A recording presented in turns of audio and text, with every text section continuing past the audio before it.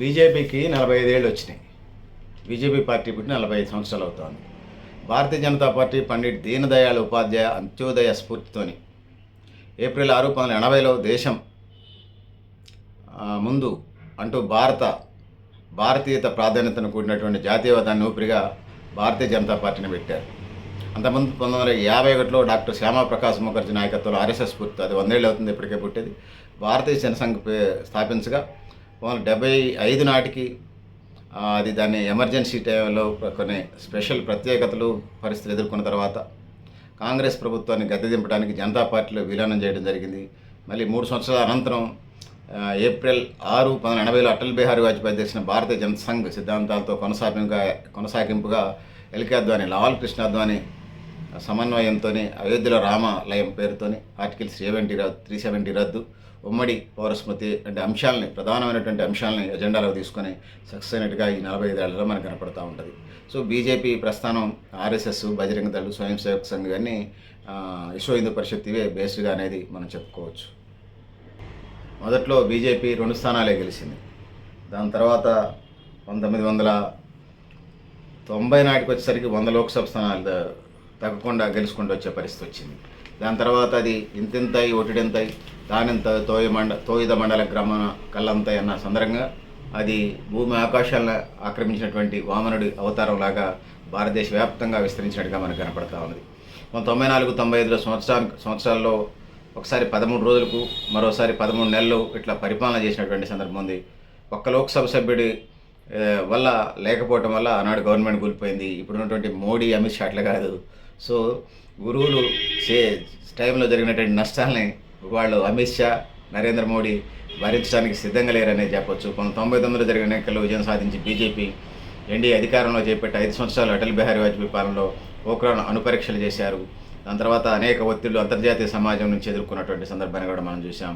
BJP ముస్లింలకు వ్యతిరేకమైన ప్రచారం అబ్దుల్ కలాం రాష్ట్రపతిగా చేయడంతో పటాపంచలైంది. సో ఆ విధంగా వాళ్ళ పార్టీ విస్తరణ కోసం ఎంత దూరమైన వెళ్తారనేది మనం చెప్పొచ్చు. మనకి అనేక అనుభవాలు తెలియజేస్తారు. 2014-14లో బీజేపీ ప్రతిపక్షంలో ఉన్నప్పటికీ కూడా 100కి పైగా లోక్సభ స్థానాలు గెలుచుకొని దాని యొక్క ప్రాధాన్యతని, దాని యొక్క ఇది అప్పటికే 10-15 రాష్ట్రాల్లో అది అధికారంలో ఉన్నది. ఆ విధంగా చేస్తూ మనం ముందుకెళ్ళింది. సో 2G స్పెక్ట్రమ్, బొగ్గు కుంభకోణం, కామన్వెల్త్ గేమ్స్ కుంభకోణాలు, నాసిరకపు బ్యాంకు రుణాలు, సోనియా గాంధీ రబ్బర్ స్టాంపు నిష్క్రియ ప్రభుత్వంగా అంతర్జాతీయ సమాజంలో భారతదేశ పరువు ప్రతిష్టలు తగినట్టుగా బీజేపీ దాని అనుబంధ సంఘాలు చెప్తూ ఉంటాయి. 2014లో బీజేపీ సొంతంగా 282 స్థానాలు గెలిచి 84 తర్వాత లోక్సభలో పూర్తిస్థాయి మెజార్టీ రికార్డు సూచించినటువంటి నరేంద్ర మోడీ 2025 దాకా 3వ టర్మ్, 2024లో మూడోసారి తీన్మార్ సందర్భంగా మళ్ళీ అధికారంలోకి వచ్చారు. వాళ్ళు అనుకున్న చట్టాల్లో కొన్ని చేసుకుంటూ వచ్చారు. ప్రధానమైన రామ్ జన్మభూమి కానీ, 370 ఆర్టికల్ కానీ, తలాక్ సంబంధించిన అంశాలు చేసుకుంటూ వచ్చారు. సో ఆ విధంగా కొత్త అంశాలు తెర మీదకు తీసుకొస్తూ బీజేపీ తనదైన పందాలో ముందుకు పోతుంది అనేది మనం ఈ సందర్భంగా చెప్పవచ్చు. పెద్దలారా, మిత్రులారా, ఇది పరిస్థితి. ఇప్పుడు వాళ్ళది వక్ఫ్ బోర్డు మీద దృష్టి పడింది, దాన్ని కూడా చట్టం చేసి పడేశారు. సో బీజేపీ అనుకునేవన్నీ చేసుకుంటూ పోతుంది, కాంగ్రెస్ని పక్కన పెట్టే పరిస్థితి చేస్తుంది. సో 100 సంవత్సరాల క్రితం ఆర్ఎస్ఎస్ ఈనాడు బీజేపీ అంచెలంచెలుగా ఎదిగి దాని అంతర్గత బేస్ మట్టం ఏదైతుందో స్వయం సేవక్ సంఘ్ పేరుతోని వాళ్ళు ఇచ్చినటువంటి వాళ్ళే ప్రధానమంత్రులు అవుతారు, వాళ్ళు ఇచ్చిన వాళ్ళే అభ్యర్థులే పార్లమెంట్ అభ్యర్థులు అవుతారు, వాళ్ళు ఇచ్చిన వాళ్ళే క్యాబినెట్ మంత్రులు అవుతారు, వాళ్ళు ఇచ్చిన వాళ్ళే జాతీయ అధ్యక్షులు అవుతారు. ఆ విధంగా ముందుకు పోతుంది మనం చూస్తూ ఉన్నాం. సో ఈ విధంగా ఉన్నటువంటి పరిస్థితిలో ఉన్నది. సో పెద్దలారా, మిత్రులారా, సో రాష్ట్ర అధ్యక్షుడు కూడా ఇప్పటికే అనేక జిల్లాల అధ్యక్షులు ఎన్నికలు జరిగినాయి. రాష్ట్ర అధ్యక్షుడు కూడా ఒక బీసీకి ఇస్తామంటున్నారు. ఈటెల రాజేంద్ర, బండి సంజయ్య, కిషన్ రెడ్డి కొనసాగింప, లేకపోతే ఇంకా మళ్ళీ బంగారు లక్ష్మీ గారిని తీసుకొస్తారనేది వేచి చూడాలి.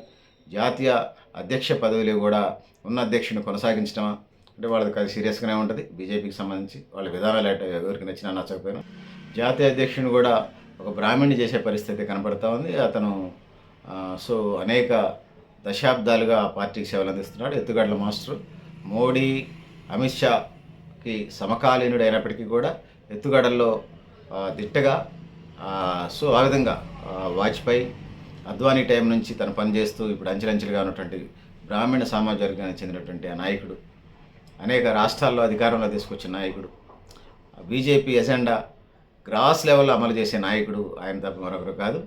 సో ఆయన పేరు మీకు గుర్తుకొస్తే మీరు కూడా రాయండి అని తెలియజేసి కామెంట్ బాక్స్లో రాయండి మిత్రులారా. సో పెద్దలార మిత్రులారా ఆ విధంగా తను జాతీయ అధ్యక్షుడు అయ్యే పరిస్థితి మనకు కనపడుతోంది. పెద్దలార మిత్రులారా మీరు కూడా మీ అభిప్రాయాలు కామెంట్ బాక్స్ రాయడం తెలియజేస్తూ నేను గరిడేపల్లి సత్యనారాయణ వీరేశారు.